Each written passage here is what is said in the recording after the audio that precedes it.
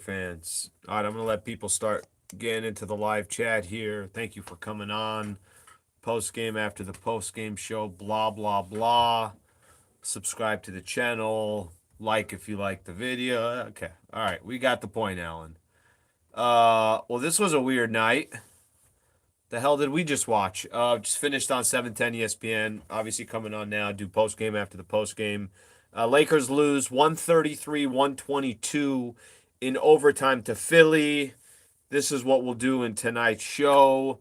Um, I'll talk about what was an incredibly odd game tonight, whether it was AD getting in foul trouble or it's this game seeming like it's over and then coming back the way they did and then missing key free throws and then just out of gas in overtime. We'll spend a little bit of time. We'll spend some time on all that stuff. I want to talk about AD individually. I want to talk about Braun individually, and then the road trip. We're 5 games in, one road game left to go against the Pistons coming up on Sunday. We'll do that, and then we'll wrap it up. Okay, let's start with the game here. Hated the way the game started out. Just hated the way the game started out. I'll tell you what I'm talking about. AD put himself in a tough position, and I heard Darvin Ham and AD talk about it, saying that a lot of the foul calls that they weren't crazy about, just some of the calls that were going against Anthony Davis. I understand that, but you can't have 3 fouls in the first quarter. Joel Embiid is on the other side. There's actually another big man on the other side that loves going up against the Lakers, that loves going up against Anthony Davis. I get it. The world's not perfect.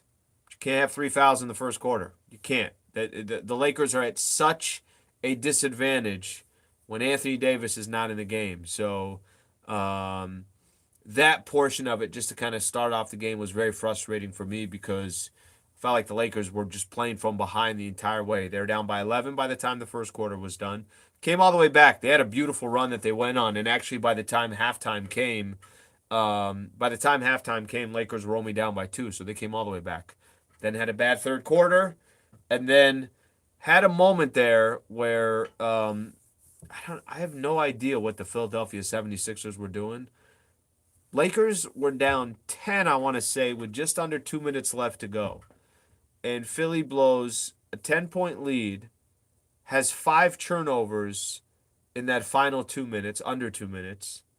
They foul Austin Reeves on a 3, sending him to the line to tie the game. They don't get a rebound off a Reeves miss, and then AD eventually gets fouled and goes back to the free throw line with a chance to win the game for the Lakers. Does somebody want to explain to me how the hell that was possible? But that was possible. It was such a weird ending to a game. So, where you want to give the Lakers credit and say, man, these guys fought all the way to the end. Man, these guys were playing tough. Man, they gave themselves an opportunity at the end. I understand that part. That part you're not wrong on. But we went from that to AD's got the ball, and there's 3.5 seconds left. And if AD hits this free throw, the Lakers are going to win the game. AD missed the free throw. So it's like these highs and lows of the game is over.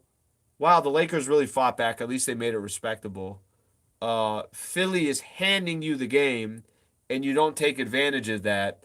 And then on top of all that, like I'll just kind of use this as an example here. On top of all that, they go to overtime, and you think that because you're going to overtime, that all that momentum is going to go to the Lakers. I think they were out of gas. Braun mentioned that they were out of gas, and it was a wrap. So that was a very, very, like I said, frustrating game to watch of Lakers basketball for so many different reasons. Like, it wasn't just one thing. I couldn't kind of point out to one thing that I could tell you with, but I could just tell you that it certainly had some moments of frustration. I'm going to read off some of these comments here. The first one will be that I spelt Lakers wrong. So Lakers lose Heartbreaker to Sixers in overtime. I have corrected that. We are back on track, Laker fans. We are back on track. Okay, let's see what we got here. We dug ourselves another hole, shaking my head. We can't keep going on losing streaks. By the way, I'm with you on this one. Out of gas, somebody is saying. I'm with you on this one about the whole um that's why the AD thing bothered me in the beginning because I did feel like once AD went out, we were at such a disadvantage that, obviously the Lakers were having to play from behind. And then I thought Darvin Ham was smart when Embiid subbed out. He subbed AD in and was like, all right, see if we can make up our ground when Embiid wasn't there. They did. And, he didn't get his fourth foul then, I think, until the third quarter. So it kind of worked out strategically. But you're digging yourself from behind. You use all your energy to come back. You get to overtime. You got nothing left. Let's see here. Philadelphia was handing the game on a platter, and the Lakers pushed it back, said no thanks, you can have it. You're right about that. That's why, I'm gonna go back to that moment, and it's not fair to just use this one moment as an example, but I'm gonna go back to that moment. The moment to me was okay, AD hits that free throw. That's ball game. It is. Like they're so depleted, and Philadelphia's thinking in their head they didn't even have any timeouts left. They got to go full length of the court. You had that opportunity. You can't miss out on it. They missed out on it. They ran a couple good possessions to start halftime. Just couldn't, or they could to start overtime. Couldn't hit their shots. Braun missed the layup. AD on a fast break, or Russ on a fast break shot the ball too hard, and then both Braun and AD were there to grab the rebound, and Tucker ended up with it. Just, I guess, wasn't meant to be. All right, more of your comments here. All right, people want to talk about Braun. I'm going to get to Braun here in just a second. Let me do this real quick. Where do the Lakers go from here on? 5 games below 500. Look, this is where I think I'm disagreeing with some people. I had some people call into post-game show number 1, but this is post-game show number 2. I had people calling in, and they were telling me basically what they said was, they fought hard, they worked hard to come back. Michael Thompson was talking about it. He said, they did play tough, and he did say there are no moral victories, but I just kind of want to emphasize something here. They're 10-15 again, so they're back 5 games below 500. They lost 3 games in a row. Once they got, close, they got all the way to 10-12. So they're back to 5 games below 500. The reason why I bring that up, I only bring that up because you can have moral victories. You can be in a situation, we could sit here, we could talk about it, this, that, and the other. You got to start stacking up some W's. You got to start getting some wins. So I don't know what you want me to tell you, but eventually you're going to have to start winning. Okay. Let's see what we got here. Practice your free throws. What do you guys want me to hit? Let me see. Between the two. No, I'm not even going to do this. I'm just going to talk LeBron James here real quick. Okay. When you're in your 20th year in the league, okay? You're obviously, and you're about to be 38 years old. Bron turns 38 in December 30th. It is very, very common and natural that you're just not the same player that you used to be. And you're going to have nights where you look pretty good, and then you're going to have nights where you're struggling. My issue in some of these, when the games are done and you're just looking at the stats and everything else.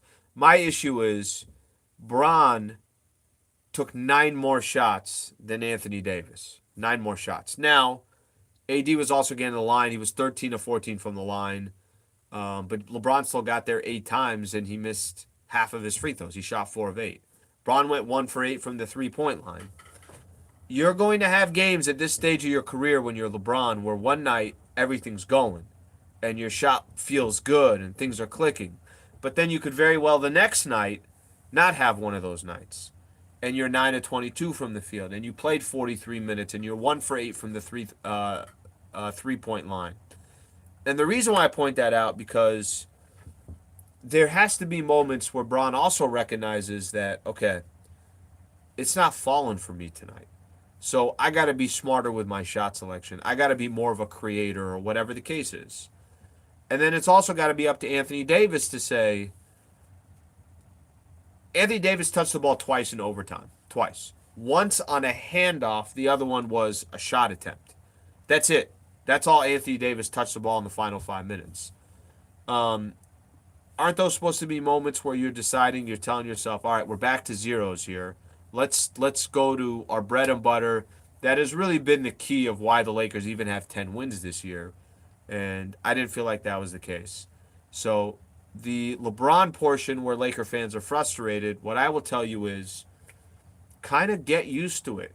I just think at this stage of his career, he's going to have nights where he looks really good. He's going to have nights where he doesn't look all that good. But what's most important is AD is touching the ball, and AD is the focal point. So that's another reason why I thought those fouls at the beginning of the game really hurt him. He played 7 minutes less than LeBron James. That's a huge disadvantage for the Lakers. How many minutes did Embiid end up playing? Embiid played 45 minutes tonight, 14 of 19 from the field. So Embiid got 45 minutes, AD got 36. Embiid got 9 more minutes than Anthony Davis tonight. You're probably going to lose that game if that's the case, right? Just kind of think about that. That's how important Anthony Davis is. Every time they start losing, the players panic. I don't know. I actually thought they had some. I thought they had some moments where they would come back. They would come back and they would make it happen. It's taking a while for Braun to heat up. Form most we take. Forget moral victories. We need freaking real victories. David, I'm with you. I'm with you. I think in a long-winded way, that's what I was trying to say. They need freaking W's. Okay. Any more comments you guys have, throw them up in the chat right now. If you don't have comments, I'm going to start looking at two things. Somebody wants me to look at the NBA standings, which I'm going to. And then we're going to also look at the Lakers' upcoming schedule to close things up here. Okay. This is schedule coming up for the Lakers. So they're going to close out their road trip on Sunday versus the Pistons. It's a 6-game road trip, right? Milwaukee they beat. Washington they beat. Lost to Cleveland where AD only plays 8 minutes, got the flu. Lost to Toronto where nobody plays. Bron and AD don't play. And then lost tonight to the Philadelphia 76ers, which I thought was an important game. I really did. I thought tonight was an important game. So I'm going to ask Laker fans this question. Let's say the Lakers close out this road trip 3-3. Let's say they close out 3-3. They beat the Pistons. They'll have beat the Pistons, beat the Wizards, had that win against the Milwaukee Bucks. Is that a successful road trip? Will you be content with that road trip? I think if I told a lot of people before the road trip started, hey guys, Lakers are going to go 3-3 on this 6-game road trip, I think many Laker fans would have signed up for it, right? I think many Laker fans would have said, yeah, that works. Anthony Davis, before the road trip, did say that a winning record is a good road trip. So the Lakers obviously cannot do that anymore. They cannot have a winning record. So as much as I want to say 3-3 is a good road trip, is that what I'm trying to say? My problem is they started 2-0, and then you had those two clunkers where, they're not healthy, so almost can't count those. I thought tonight's game was going to tell me more about whether this road trip was going to be a true success or not. And what I meant by true success is 2 solid road wins to go with 2 bad wins, or 2 teams against 2 bad teams, which would be the Washington Wizards and, of course, this one. So I got a lot of people. It looks more and more to me that, it's interesting. Loco 323 says yes and no. We want the Lakers to climb the standing. I kind of feel that same way too, where it's like, okay, it's not the end of the world, but I also felt like they could have done better. They started out 2-0, right? So to start out 2-0, the only other win you get is against the Pistons. You couldn't get one against those other 3 teams. That one seems a little unfortunate for me. Okay, let's see what I got here. I think the road trip is enough proof Pelinka needs to make a trade in order for the Lakers to get to the next level. From what I understand of all the different people that I talk to or that I interview, it sounds like everybody thinks they're gonna make a move. We just don't know what that move is. We don't know how big that move's going to be. Is it going to be a move where they're giving up one of their draft picks? Maybe they're giving up a couple second rounders. Maybe it's Patrick Beverly, Kendrick Nunn, one of those moves. I don't know if they're going to still go make that big splash. Let's put it that way. I don't know if they'll end up going to make that big splash. Okay, NBA standings here real quick. NBA standings. Let's go to ESPN.com. Not sure if you guys have heard of that website. It's small, really small website. Okay, so I'm going to look at the Western Conference. So if I understand this correctly, I didn't see the final score, but I think I saw the Pelicans beat the Suns. Okay, 128, 117. They got a little angry because Zion was doing a little 360 windmill at the end, which might, by the way, if I just say this real quick, that was a beautiful 360 windmill at the end. So I'm kind of glad he did it. And why I kind of like it that he did it against the Phoenix Suns, I don't know. And why do I like that the Suns got bothered by it? I'm not sure, but I did. So I think I'm okay with it. Um, the New Orleans Pelicans have won 6 games in a row and have the best record in the Western Conference. You know who's right behind them? The Memphis Grizzlies, another really young team that's got some young, fun players, has won 5 games in a row, and one squad 17-8, the other squad 17-9. So that's pretty kind of cool here to see two young teams that you just two markets that you don't really pay that much attention to, that they're at least 25-30% through the season. They're sitting in the 1-2 spot in the Western Conference. Okay. Then after that, damn, Lakers win some games. We need to win some games. After that, Phoenix, Denver, Sacramento all have 10 losses. They're all within a half a game of each other, a game to a game and a half. Dallas in the 6th spot. Utah's come back to reality. Minnesota and Portland 8 and 9. Clippers at 10. By the way, Clippers lost another one. Who'd they lose to yesterday again? I think they lost. Was it yesterday? The Heat. They lost to the Magic and the Heat. Always liked the Magic and the Heat. Um, and then Warriors, then Thunder, and Lakers still sitting in 13th place. Damn. Win 8 of 10 games, you're still sitting in 13th place. That's what happens when you lose 3 in a row. So they're kind of falling back a little bit now. And still a ton of these tough games left in December. So whatever momentum that the Lakers had, I think that momentum has come to a halt. They'd have figured out a way how the hell to win this one today. That'd have been pretty cool if AD hits that free throw and they win in regulation. Then you go close out that game against the Pistons. You'd have had a 4-2 road trip, but is what it is. Obviously didn't happen. I'm on Zion's side. Zion MVP. Imagine Zion and Victor and Wembanyama, or Victor Wembanyama.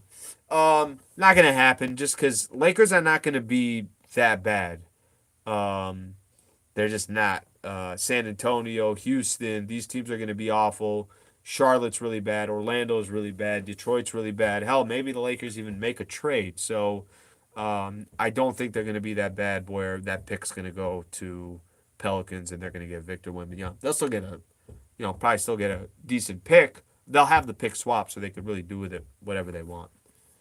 Okay. Oh, by the way, the East, how about Boston walking into Phoenix, what was that, a couple nights ago, and just smashing them?